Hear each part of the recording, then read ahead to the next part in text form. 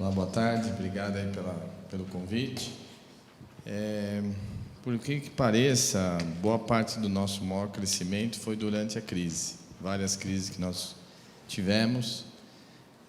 A empresa Stefanini tem quase 30 anos, então os primeiros 15 praticamente foram debaixo de crise, né? Então a gente acabou criando um DNA, vamos chamar assim, de conviver em ambientes mais instáveis, né? Então acho que esse é um ponto importante. Então normalmente foi assim.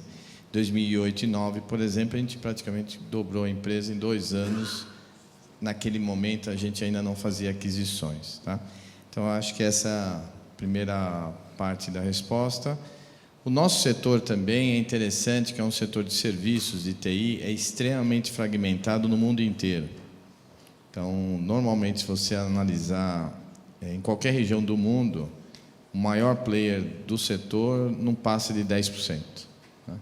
Isso em qualquer lugar do mundo, incluindo o Brasil. Então, é um setor extremamente competitivo, o custo de entrada é baixo, então a gente acaba não vivendo essa questão de competitividade somente nos momentos de crise, mas é quase que um dia a dia nosso.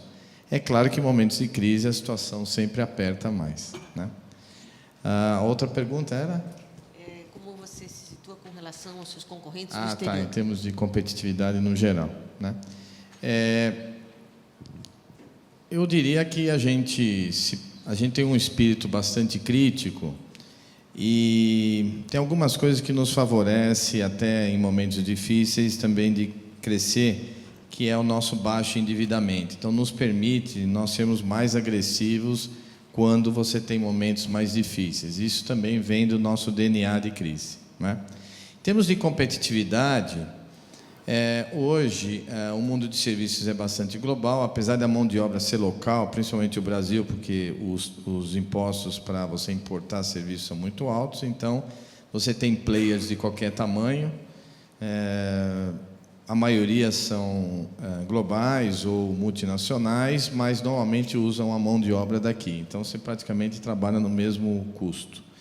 A gente, em geral, hoje consegue ter um nível de competitividade bom, equilibrando custo, qualidade e investimento, né? Localmente. A nível global, talvez que seja mais interessante, nós também conseguimos, a gente procurou, como a gente compete, principalmente no nível global, com gigantes, então a gente consegue ter uma estrutura global, uma estrutura competitiva em preço, mas a gente tinha que se posicionar de alguma forma, de maneira diferenciada.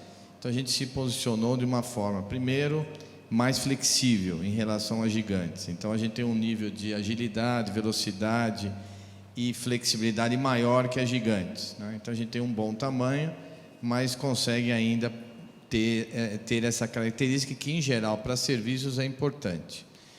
O segundo ponto, que a gente adotou uma característica bastante global também no delivery. Se vocês analisarem as empresas indianas, por exemplo, elas são gigantes, são globais na venda. Os vendedores são normalmente pessoas globais, eles têm operações de vendas globais, mas o delivery é quase que 95% indiano, né?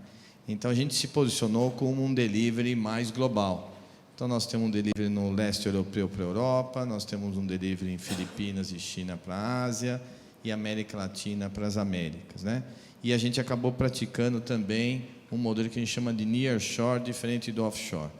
Então, os dois são movimentos que você tem um sourcing em países de menor custo, oferecendo serviço para um país de maior custo, porém,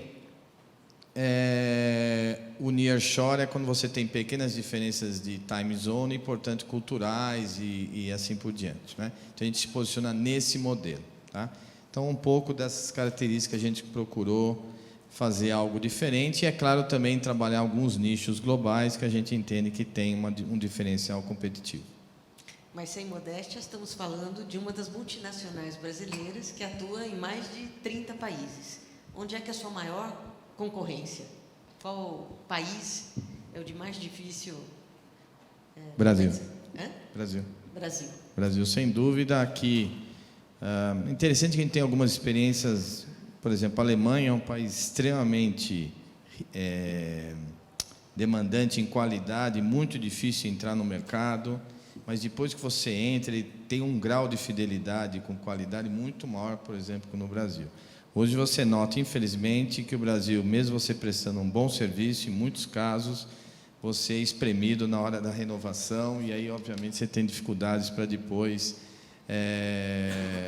manter a qualidade, porque o preço abaixa demais. Então, claramente, mesmo comparando com as outras regiões em geral, principalmente os países que a gente tem maior volume, que é a Europa, Estados Unidos, México, Colômbia e Brasil, eu diria que o Brasil hoje é o país mais difícil, porque você é mais espremido no preço e as suas condições também são piores, não é? Que a gente já citou aqui várias, né? Principalmente no meu caso, a gente sempre fala de trabalhista, e também o ecossistema também te drena muita energia. Ontem eu estava jantando com o Fred da Embraer, a gente estava comentando como o ecossistema te dá uma distração enorme, né? É Ministério Público, é trabalhista, é toda hora que você acaba não tendo o foco 100% no teu competidor, no teu mercado, melhorar seu produto. E isso acho que é uma distração muito infeliz para o mercado brasileiro. Mas hoje o fato é que 50% do seu faturamento é no Brasil e 50% no exterior. Isso foi uma estratégia que você definiu há 20 anos atrás, quando começou a expansão internacional, ou foram as conquistas que ao longo do tempo você foi obtendo? Na verdade, há 20 anos atrás é um sonho, né, que a gente vai conquistando aos poucos. Eu diria que há uns 10 anos, mais ou menos 12 anos, já tinha esse plano bem estabelecido. Obviamente, com a crise a gente acelera, mas, na verdade, esse plano já foi estabelecido lá atrás e a gente vê executando. Eu diria que a gente demorou um pouco, a gente bobeou, porque a gente começou a fazer aquisições somente no final de 2010. Se a gente tivesse feito em alguns anos antes, certamente teria um resultado melhor.